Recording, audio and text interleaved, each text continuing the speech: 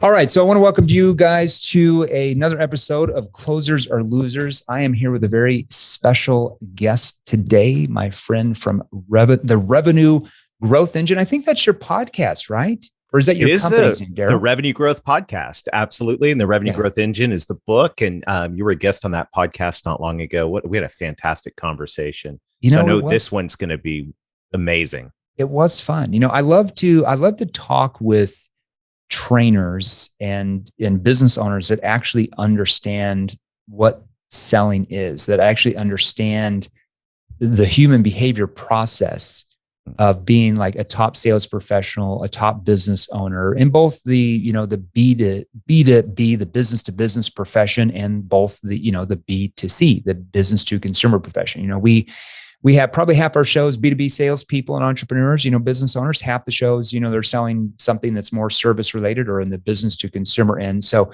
I want to give Darrell a proper introduction. So Darrell is on a mission to help companies grow revenue, as you know. So he's got 27 years of B2B marketing and sales experience, ranging from mid-sized local companies to enterprise organizations. He has a diverse experience across the sales and marketing landscape, and he's trained thousands of salespeople in solution selling, created digital marketing strategies for hundreds of companies, and consulted with Fortune 500 technology companies. He knows what works and what doesn't. That's why I wanted him on the show with us. Now, he's also a member of the Forbes Business Council and C-Suite Advisors team. He works with executives to create growth strategies. We're going to talk about some of those today. He also co-founded Convergo. Is it Convergo? Am I pronouncing that name right? You got it. Absolutely. I always make a joke, and I don't know if I can make the joke with you because you live in Little Rock, but since I'm from Arkansas, if I pronounce a name wrong, I'm like, I'm from Arkansas. We don't know how to pronounce names down there. And people laugh, but I can't say that with you. Well, we can have a good time with that because I'm the Canadian kid that married a Southern girl. So okay, all right. So now you live out in Scottsdale with all the Canadians who retired out there. So there's a lot of snowbirds out here. So he also serves as the CIO, the Chief Innovation Officer, helping companies develop revenue growth strategies. He's also the host of Revenue Growth Podcast and the co-host of Selling from the Heart podcast. Darrell's a frequent podcast guest, keynote speaker, and contributing author.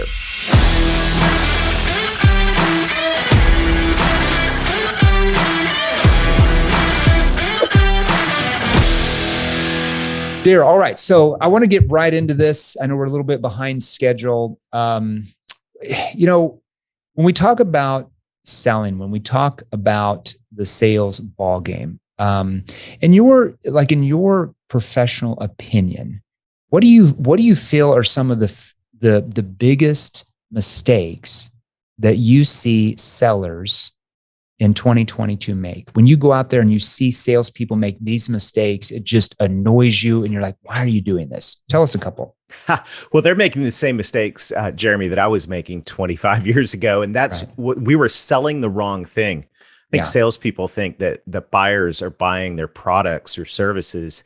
But the reality is buyers don't buy products and services. They buy the outcomes those products and services enable. And this is really, really critical for a number of reasons right now. It reminds me of a story, though, of Theodore Levitt. And you got to know Revenue Growth Engine. I have 1 foot in the sales world. I've been in sales since 1993.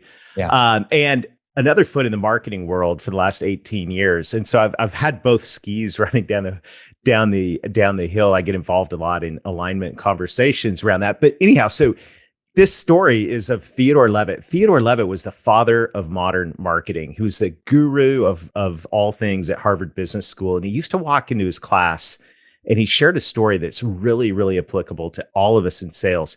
He would hold up in his class an electric drill bit. And he would say, this is day one, right? You're at Harvard. This guy walks in with a drill bit, which is near and dear to my heart because when I'm not helping companies grow, I like building things. But he holds up a drill bit and he goes, nobody in the history of Home Depot, Lowe's, Ace Hardware, insert hardware store here, ever went to the store to buy a drill bit. What did they go to buy? They went to buy the hole.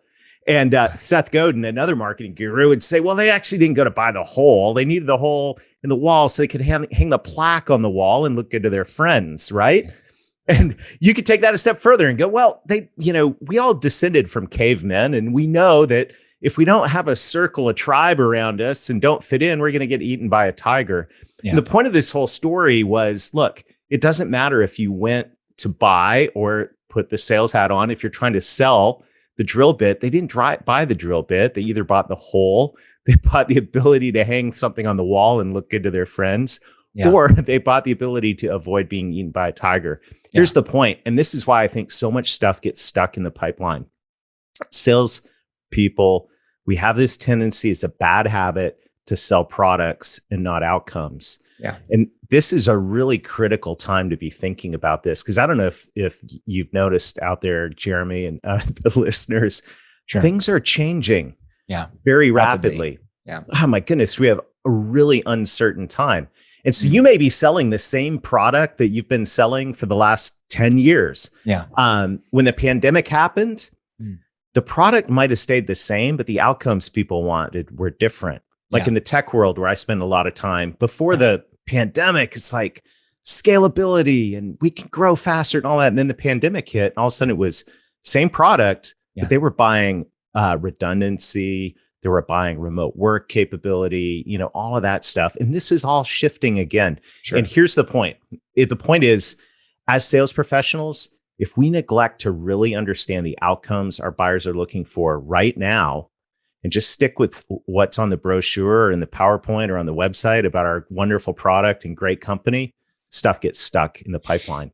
Yeah, I think it's so true. Look, what we like to say is like you like to say, and I love it, you're selling the outcome. It's true. Like you're not selling the thing, right? You're selling the results of what that thing does for them. Like you're selling the outcome, right? And so I think most salespeople, and it's not really their fault. Like they're really trained to become what we call like product pushers, right? Where they're just, you're supposed to go in and talk about the features and the benefits and how great this is and how we have the best this, the best customer service, the best quality, the best this, the best that, but which every salesperson says they have the best, right? We Total talk noise in your show, white noise, right? Yeah, it's like, so when prospects hear the same redundancy from salespeople, they just start to view you like every salesperson they view, like you're just trying to sell them something. So of course you're going to say the best. So they actually trust you less. So we have to realize that you're not selling the thing like Darrell talks about, you're selling the results or the outcome of what that thing is going to do for them. And once you start to shift your mindset around that, becoming more like the problem finder and the problem solver, and you're collaborating with your prospects, a whole new world. It's like a whole blue ocean of prospects and opportunity opens up your way. I love that. Let's talk about this. COVID-19. So you kind of talked a little bit about it here. Things changed during COVID-19. Now that I believe we're out of it, or at least it seems like we're out of it for several months. I don't know. I guess it depends on which state you live in is out of it, which is in it. But now that we're coming out of that, I would think it's behind us. How do you see that changing even more? You talked a little bit about it, but let's go into that. How do you, in your mind, like what are going to be some changes? And it could be in any industry, but what are some changes that you're seeing that are going to happen? Actually, just wrote about this yesterday on my flight to Chicago, and I was thinking about, when here's a massive shift I think we got to make when COVID happened, and we all went into survival mode, right? Yeah. We've got to protect our base. We got to figure this thing out. We got to learn how to do remote and all that stuff. And everyone went into survival mode. Yeah. Here's the deal. We can't stay in survival mode forever. Yeah. We can't. And the problem is, now that we're coming out of COVID, there's a whole line of problems, right? We got price increases, supply chain problems, interest rates are going, all these things. And there's, I think right now, a real dangerous tendency for us as sales professionals to stay in a reactive survival mode. Yeah. And I think if we stay there, we're going to die. And this is, I'm encouraging all of our friends in sales right now to say, look, right now, you've got to get back into growth mode. Sales leaders, you got to figure out how to get your teams back into growth mode, because we can't stay in survival mode forever. We've got to turn the corner. And I think now, this is something that's really, really critical for everybody across the entire sales profession to be able to say, okay, I know it's tough out there. I know there's problems. Let's start seeing these problems as opportunities. I know it's hard. We got to shift back into the. So how do we help our right. prospects? So let's say that, because I think companies in large really thought about that. I think for especially that first 6 months, I say the first 6 months of the pandemic, maybe even a year. I think after that people adapted. But let's say the first 6 months, I think most companies were not thinking like, okay, where do we want to go in 12 months? Where do we want to go in 3 years? Where do we want to be in 10 years? They were thinking more like, how do we get by month to month to month, right? So now that we're coming out of that, how do we help prospects get back in that frame of mind of, like you said, growth mode and what their future looks like in 3 years, 5 years, 10 years? So if we're selling like some type of complex, we're in a complex selling environment and we're selling some type of services or product that's really going to, help those companies have that revenue growth. How do we help our prospects start thinking in their mind to get back into that space? Yeah. Well, I think first of all, it goes back to what we were just talking about, right? To understand the current outcomes people are looking for. What are their goals? What are their challenges? When you're talking to the prospects, you got to lead with that. Otherwise, here's the deal. When I was in software sales and then for years coached reps on how to sell workflow management software and document management, all the reps would come back to me and go, Darrell, we have this company and we can help them out in this way, this way, and this way. They're going to be so much more productive. It's going to make them more secure. It's going to make all these benefits. Yeah. And then I would say, and they won't buy. I can't close the deal. Right. I'd say, okay, well, what are their top 3 business goals right now? What are their top 3 challenges reaching those goals? Yeah.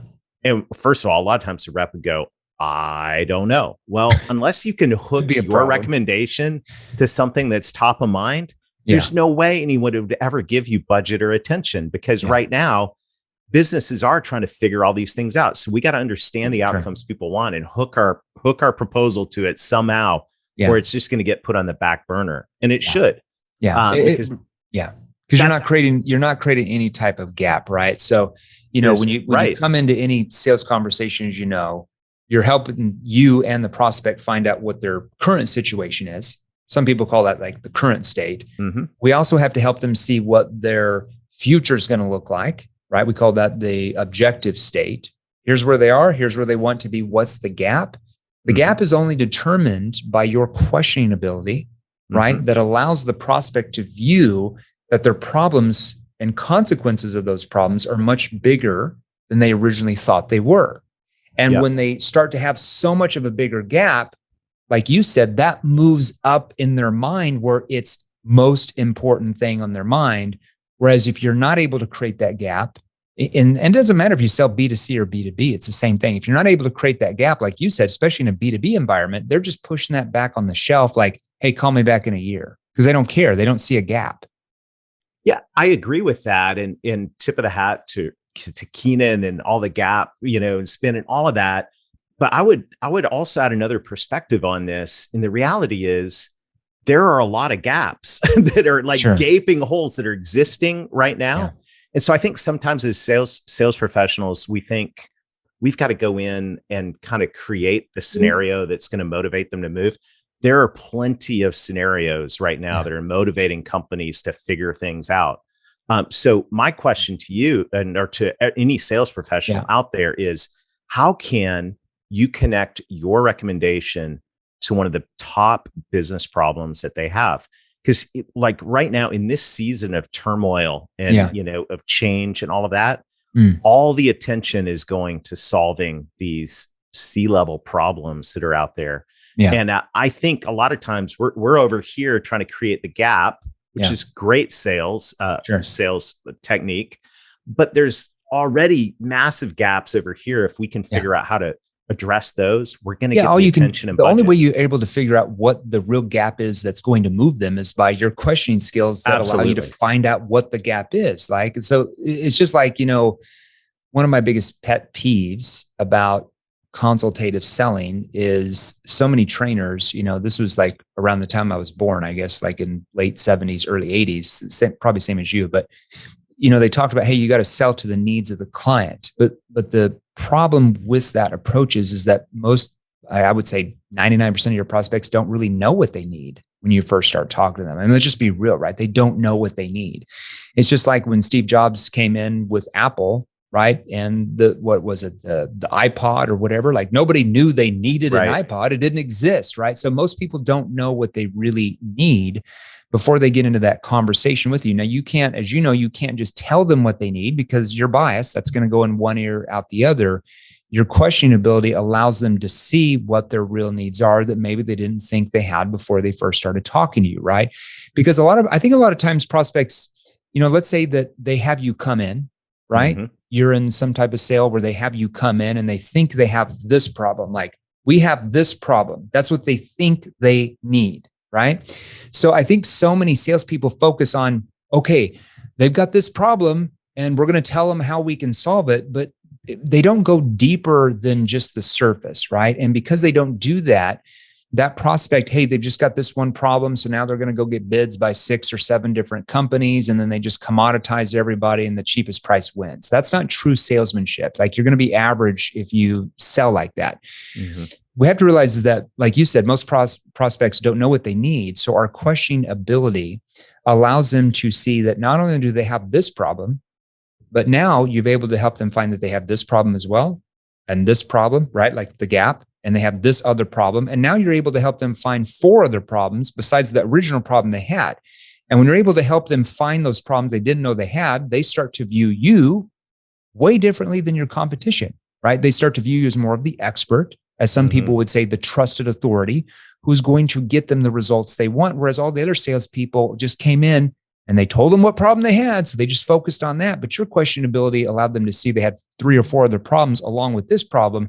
And now you seem much more valuable to them in their mind, and they are willing to pay much more because of your ability to help them find out more issues they had and how you could solve those. What are your thoughts on that?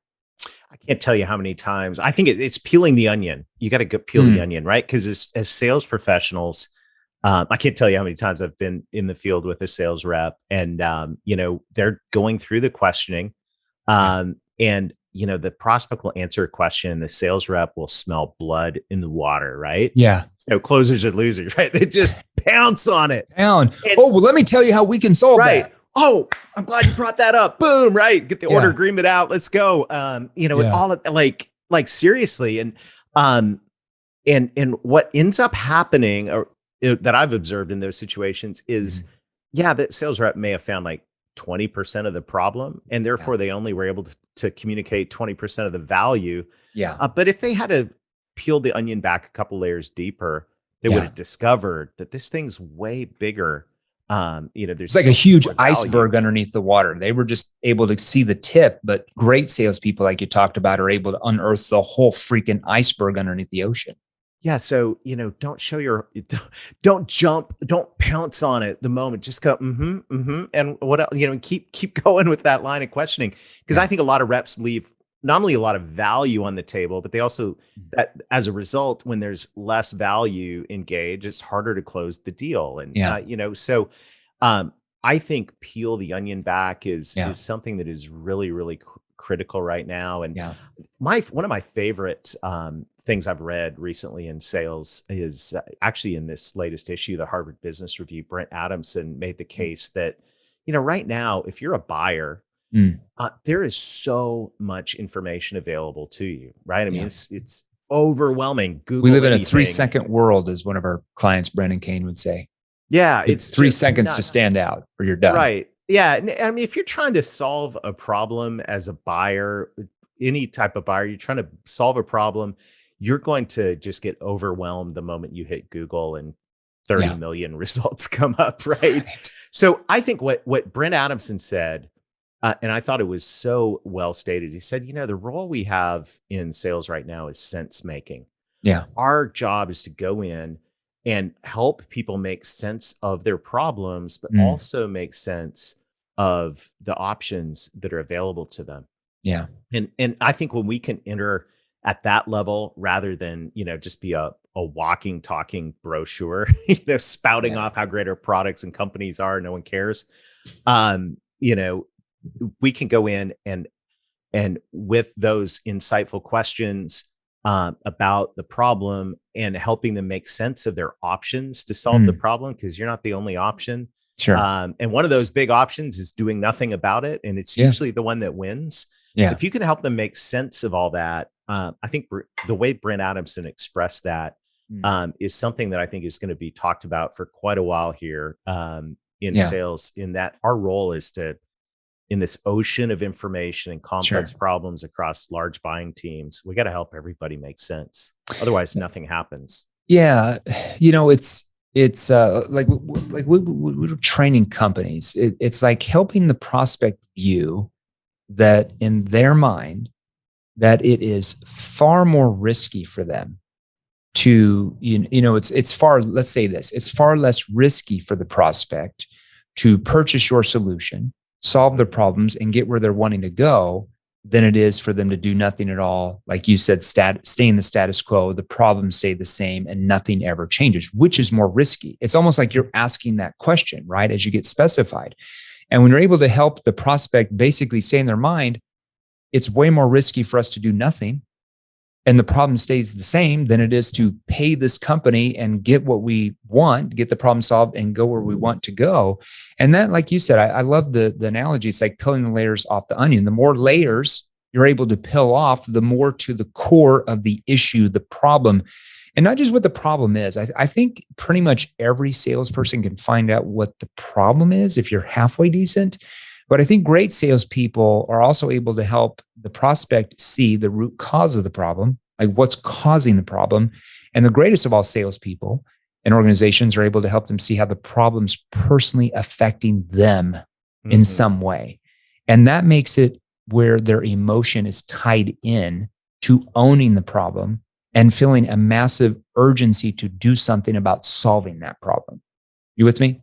Totally. And I think when you think about the problem, and you also think about value, right? Yeah. We want to be, the more value we can establish with that problem and solving that problem, the more higher likelihood we have of closing it and doing it at a healthy margin. Yeah. A lot of times I've observed sales professionals look at value in terms of just finance, like Mm. the dollars. It costs you this much to do it now. We can do it for this much and we can Yeah. save you money. But I think Yeah. value is on so many different levels as you start to peel that onion back. One of the Yeah. ones that gets over, there's business value, there's value in terms of how it's going to affect the organization, their culture, and all of that, whatever your solution is. There's also the biggest one that gets overlooked that I've seen in creating value is questioning and understanding the risks that are involved. Yeah. So, if you look at back in the day when I was selling document management software, companies had everything on paper. I know that really dates me, but the risk of fire, flood, or as we say in the South, the nadir blowing through and destroying your business. You go, Right. that software might cost $150,000, Yeah. but what would it cost if your core customer data was gone? Or Yeah. what would it cost, if you were offline for 3 weeks while you're trying Yeah. to figure that out? So we Yeah. can establish a value on that. Mm. Is it likely to happen? Maybe, maybe not, but Sure. the value of that could be like $20 million. So Could in put you out of business. contrast, Yeah. the $150,000 investment, in essence, when you bring risk into the equation, part of your offer, part of your value is insurance in a Yeah. lot of the B2B scenarios I've been in. And I think a lot of reps miss that. They don't really quantify that and understand that, a lot of people in corporate America, especially the operational and finance type people that we sell to, Mm. they're risk averse. And Yeah. that means they want to look for things that will help reduce their The risk. risk. And a lot of reps miss that. And Yeah. I think it's a big loss. Yeah. I agree. Okay. So let's shift for a second. Let's talk before we wrap up. Let's talk a little bit about closing. What are your thoughts on closing, quote unquote closing? And should salespeople be following the old adage of the ABCs of closing you hear so many sales trainers talk about and preach about? Oh boy. Yes and no, right? So I know the closers are losers. I think here's what I think. I think if you do a great job at what we've been talking about today, which is understanding the outcomes people want, driving Yeah. good questions around those, then closing becomes really natural. If Yeah. you don't, do a good job around that, then you better go back and read all your closing techniques and get out the Ben Franklin, Well, these, I think but so many people think that the sales like won or lost with like the last closing question, but that's not where the mm-mm, sale is made. As you know, the no, sale is made in the discovery process. It's not like when you get to the end, you're like, do you want the red one or the blue one? Why don't you give it a try? Like that's it's not where the sale is made. I think somebody get that aspect, and they're trying to close. Your questioning ability really that's right. closes the prospect. Now, I think what Darrell and I are talking about, we're not saying that you shouldn't close a sale. I mean, obviously, your goal is to close the sale because if you can't close the sale, the prospect doesn't get their problem solved. They don't get where they want to go, but it's actually how you're closing the sale. Okay. Keep going. I cut you off there. It's all good. I love this topic, and I think you're getting agreement along the way, on the problem and ways to solve it, and all of that. Here's one thing that I learned, a long time ago in software sales. Still use it today. Yeah. I don't like closing around the budget. I like Mm. closing around the statement, or around the implementation plan. Yeah. What I find is, first of all, if you qualified a deal correctly and question all that, you already know that you're in the game on Yeah. budget. So when does get down to, that time, Mm. I like to present the budget, show the return on investment, Yeah. and then I like to go straight through to the implementation plan. If I've gotten yes, yes, yes, yes, all the way Sure. through this Yeah. thing, and I'm 90% of the way there, I'm going to assume the deal. I'm going to go Yeah. to the implementation plan. I'm going to say, now the first step of this implementation plan is this, Jeremy. Yeah. Who do you think needs to be involved in this? Do you want Sue and Bill, or should we get, Rob involved? Yeah. As soon as you answer that question, we're moving the deal forward. And to me, Yeah. that's worked.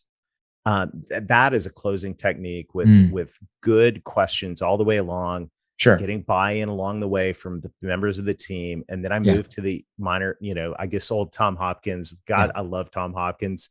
Uh, Tom would call that back in the day the minor point close. And if you have done your Mhm. work all the way through, then it is minor points, right? Hey, Yeah. who do you want involved in this step of the implementation? And Sure. let's Yeah. I just mean, go it's just forward. really, yeah, it's just you're asking them commitment questions to take the next logical step and purchase what you're offering to get their problem solved. It's almost like, okay, so you go through, say in your, like, let's say you're in a B2B complex sound environment, you've gone through the proposal, like you said, you've gone over their problems again to remind them of the problems, their objectives of where they want to go, the funds that they'll need to get the solution to get that. And then you're basically asking them like, well, they've seen everything. Any questions on that? No. I mean, do you feel like this could be the answer for you? Now, I don't think when I was in my sales career, I don't think I ever had anybody that said, no, it's not the answer for me at that Mhm. point. They would either say, yeah, it is, or they would say, yeah, but, and then some type of concern ad. But we don't know how it would work here, but we don't know if we have the budget. And at least you know the concern and you can help them overcome it. And you come back around and ask another commitment question to get them to take the next step. But when they say yes, okay, but hold on, why do you feel like it is though? Well, we like it because of this and this and this. And I mean, do you feel like it's something you can do to, depending on what you sell, get you where you're wanting to go, or do this, and this? Oh, we do for sure. Okay, well, I don't really have anything else to go over with you. It looks like we covered the basis of what you're looking for. Really, the next step would be, and then you lay out the next steps. And at the end, would that be appropriate, or how do you want to proceed from here? It's really just commitment questions that get them to take that next step. And that's really like 5% of your sales process. Most salespeople look at closing, it's like 30% of your sales process where you're just closing, objection handling, when it should be 5% once you learn how to really sell. I agree. And, one thing I wanted to add just as a tip that I think a lot of salespeople miss in a B2B environment, and this will make you stand out. I've used this many times, is when you show the budget, realize that the person sitting on the other side of the table, whether it's the CFO or CEO, whoever is sitting on the other side of the table, knows that the money, the dollars are just part of the cost. Yeah. The other huge part of the cost is their people's time Yeah. and the opportunity cost of things that it's going to distract them from doing, Yeah. whatever that rollout is. So I like to put it all up on the table. So here's the budget, right? It's $250,000 is going to require, this much time to roll out and implement, and boom, boom, boom. And then, so that total budget might be $500,000 or $1 million, of which I'm just 250,000 of.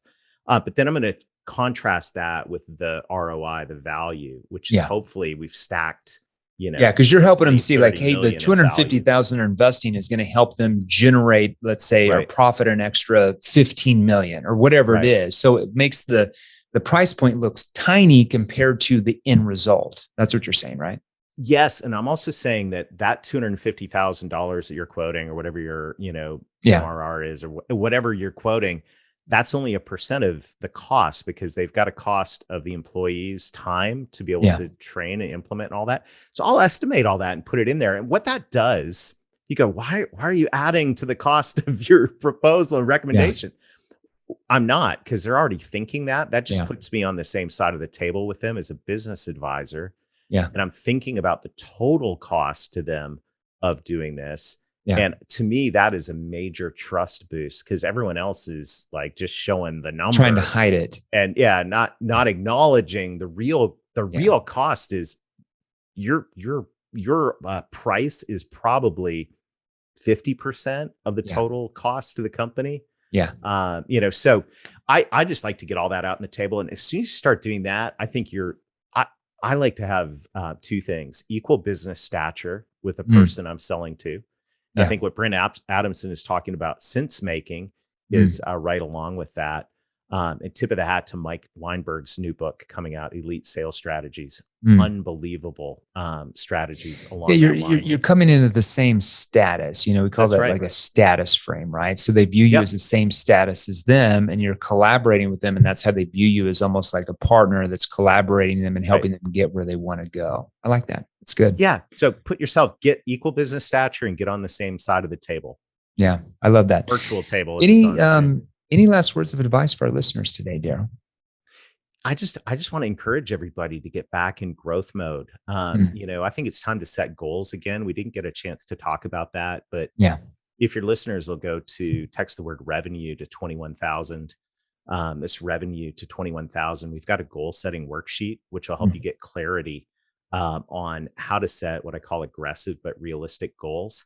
And as we're kind of coming out of the turbulence of the last couple of years, where you either did really well or really poorly, now it's time to go, okay, let's regroup. Let's get, as we say on the podcast, Revenue Growth Podcast, let's get going, let's get growing. But let's do that by setting goals that are aggressive but realistic. And text revenue to 21,000. We'll get you some resources to help you. I'd love that. So everybody go text revenue to 21,000, and you're going to get a worksheet on goals. So and tell us a little bit about the worksheet. Like what can they expect on it? Well, so let me give you a 2-minute coaching on how to set goals. Usually we set goals based on spaghetti on the wall. Here's what we think we can do. Or, and halfway through the year, we're not hitting the goal, and everyone goes, that was a realistic goal. Anyways, stop doing that. Or we set the goals based on the ruler. Well, the ruler over the last couple of years is not accurate. COVID was an anomaly. So instead, I say, look at the two drivers of growth: net new business and cross-selling more to your current clients. Net new business. How many customers do we have? And how many do we think we can add this year? Got 1,000. We think we can get 200 more. Okay. You got your net new number. Cross sell. What's our current revenue per customer? Take your total revenue, divide by customers. If we got strategic in our processes for not just landing deals, but expanding, how much could we raise that revenue per client? You take those two numbers together, what can we do on number of clients and what can we do on revenue per client? Multiply those out. And now you've got a goal that I think is aggressive, usually, compared to what people think, because multiplying is better than adding. And it's realistic because it's actually based on real commitments to go get this number of new customers and to think strategically about how we can raise our revenue per customer. And so we coach folks on setting those goals. And I think this is where we got to start looking. Let's get out of reaction mode. Let's get out of survival mode. Let's look to the future and let's start growing. I love that. Darrell, thanks for being on. Appreciate your time. And that was good. We'll have that in the show notes for everybody to download that and get involved. I appreciate you being on here. Well done. My pleasure. Great time, Jeremy. I love what you're doing. Thanks for having me on today. You too, my friend. Talk to you soon. Hey guys, if you enjoyed these, here's another you can watch right over here. Join our free Sales Revolution group. Click the link below, join us, and we're gonna help you. Thanks for watching. We'll see you real soon.